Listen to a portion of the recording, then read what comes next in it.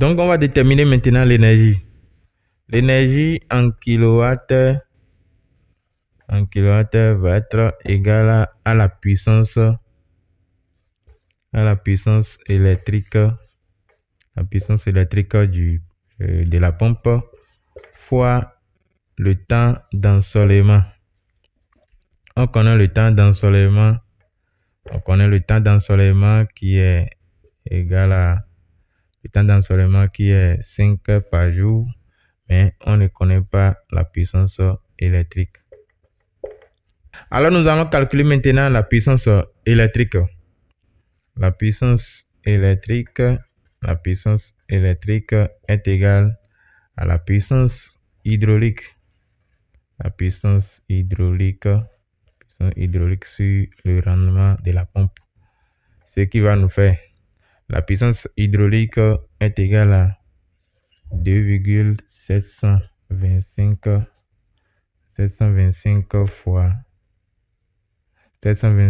fois le débit, fois le Q, fois la hauteur manométrique totale. Donc le HMT, le tout divisé par le rendement. La 2,725, c'est une constante que vous allez considérer pour tout travail comme ça ne va pas changer. C'est la densité de l'eau fois l'intensité du centre de gravité, c'est ça qui donne les 2,725. Donc, on connaît le Q qui est égal à 6. On connaît le Q qui est égal à 6. On connaît le HTM qui est égal à 30. Donc, fois maintenant les 2,725, le tout divisé par le rendement qui est égal à 0,7. Donc, la puissance électrique va être égale à, on va calculer. Donc, c'est égal à 700,111. C'est notre puissance. La puissance est en watts. Donc, ce qui est égal à 0,7 kW. 0,7 kW. Donc, on vient de calculer la puissance électrique qui est égale à 0,70 kW. Donc, on va écrire ça ici. La puissance électrique est égale à 0,70 kW.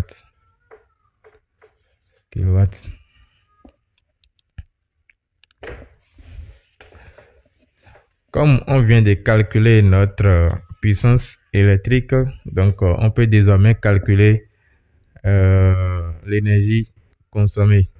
Donc l'énergie va être égale à la puissance électrique fois le temps d'ensoleillement.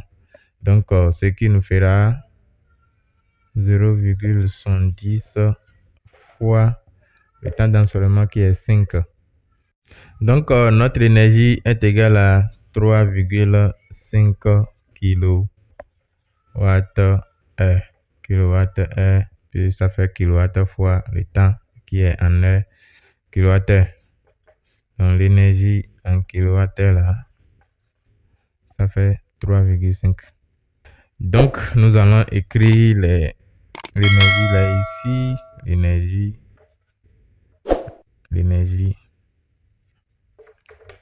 L'énergie est égale à 3,5 kWh. Il faut vous rappeler, on est en train de chercher le nombre de panneaux à installer. C'est ça qui nous a amené à calculer la puissance du champ photovoltaïque divisé par la puissance unitaire. Alors, on avait dit que la puissance du champ est égale à l'énergie journalière, c'est-à-dire l'énergie qu'on vient de calculer. l'énergie journalière divisé par l'irradiation. L'irradiation fois le facteur de performance fois le facteur de performance. Donc, on a calculé, c'est ça qui nous a amené à calculer la puissance électrique. Et on vient maintenant de calculer l'énergie journalière. Donc, ce qui veut dire que notre puissance du champ photovoltaïque est égale à l'énergie journalière qu'on vient de calculer. 3,5 divisé par l'irradiation fois l'irradiation, ça fait 4,5 fois le facteur de performance qui fait 0,8. 4,5 fois 0,8. Donc, égal à 0,972. 0,972. Donc, le champ de notre puissance et la puissance du champ à installer est égal à 0,972 kW, ce qui est égal à 972 ce qui est égal à 972 watts. Ça, c'est la puissance que nous allons installer. Donc, on va écrire ça ici. Notre puissance du champ photovoltaïque est égale à 972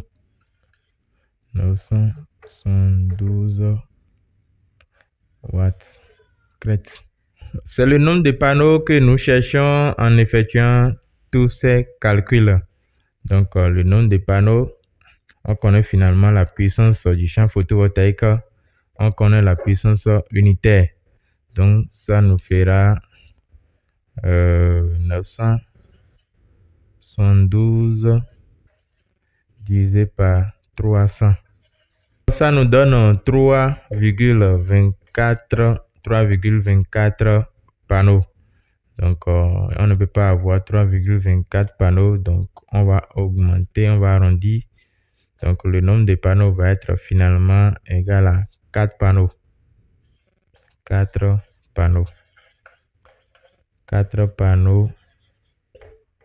Panneaux solaires, panneaux de 300 watts crête. Voilà le nombre de panneaux que nous allons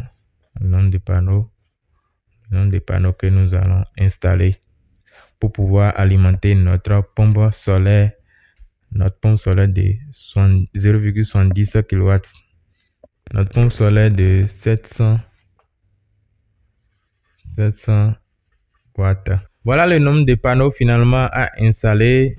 Donc, nous allons installer 4 panneaux solaires de 300 watts crête pour pouvoir alimenter notre pompe de 0,70 kW. Donc, c'est la puissance de la pompe à installer ça, ce qui fait 700 watts. Donc, on va installer une pompe de 700 watts.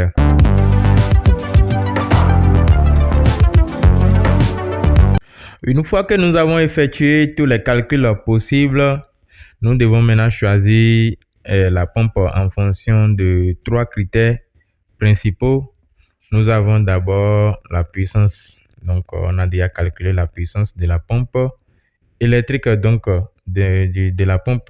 Donc, on va se baser sur la puissance électrique de ce que nous avons déjà calculé pour pouvoir choisir notre pompe. Donc, on choisit d'abord une pompe de 700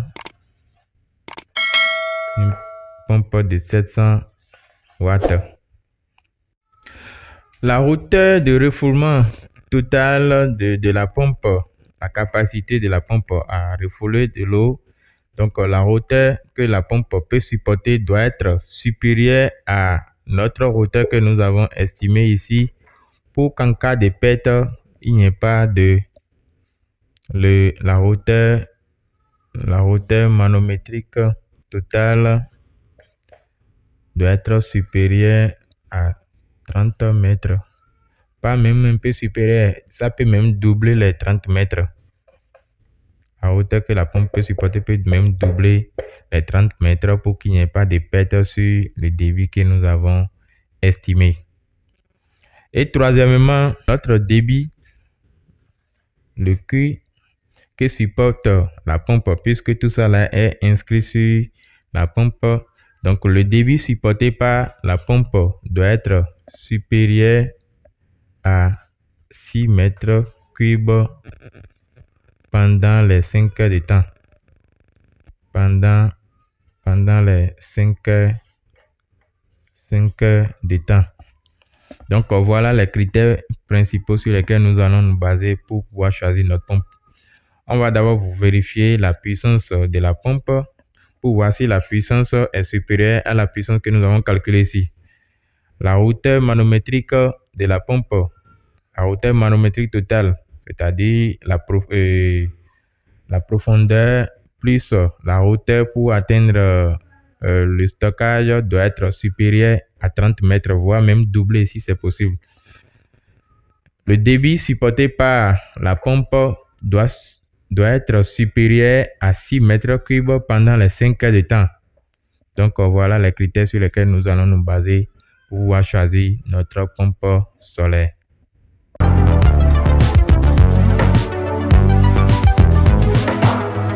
Cette étape importante consiste à fixer, orienter et raccorder nos différents panneaux solaires, soit en série ou en parallèle, pour pouvoir alimenter notre pompe solaire en électricité. Avant même de commencer par parler du raccordement, il est important de trouver un endroit, un emplacement où il n'y a pas du tout d'ombre afin de pouvoir fixer les dispositifs métalliques sur lesquels nous allons fixer nos panneaux solaires.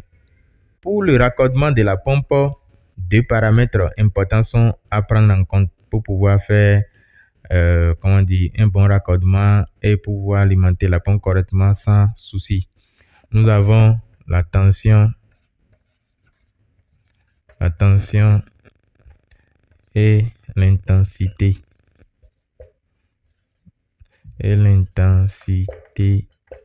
I. Sur le coffret ou le variateur de chaque pompe solaire, il y a une tension minimale.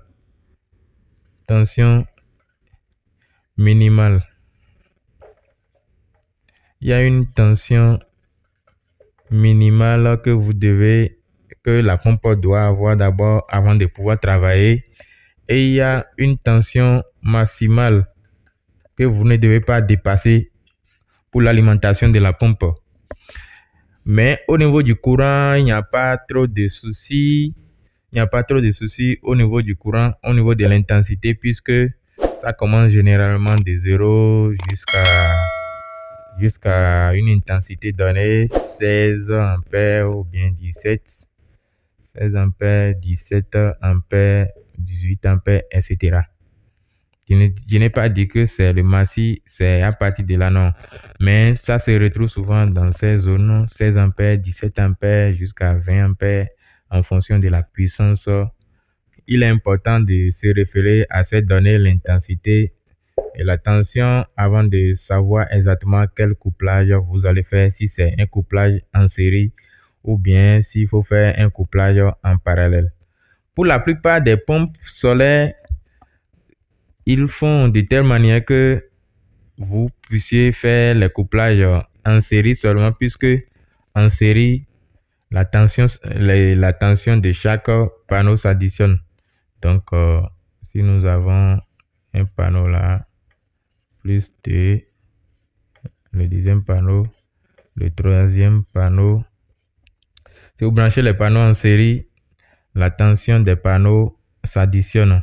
Donc, si on considère 35 volts par exemple, Donc, on aura 35 fois 4.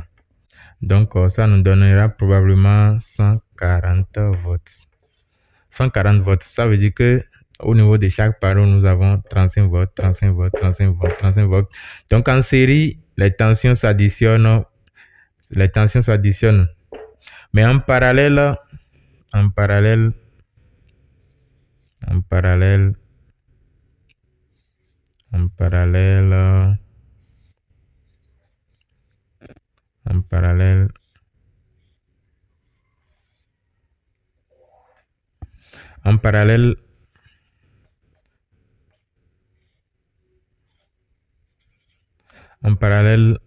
ce sont les intensités qui s'additionnent. Quel est le couplage qui est recommandé? Le couplage qui est recommandé est le couplage en série parce que c'est bénéfique et économise beaucoup d'argent pour le propriétaire. Donc, c'est le couplage en série. Et dans la plupart des cas, il donne une plage de tension assez élevée pour vous permettre d'aligner le nombre de panneaux que vous voulez pouvoir atteindre la puissance que vous recherchez pour votre pompe solaire.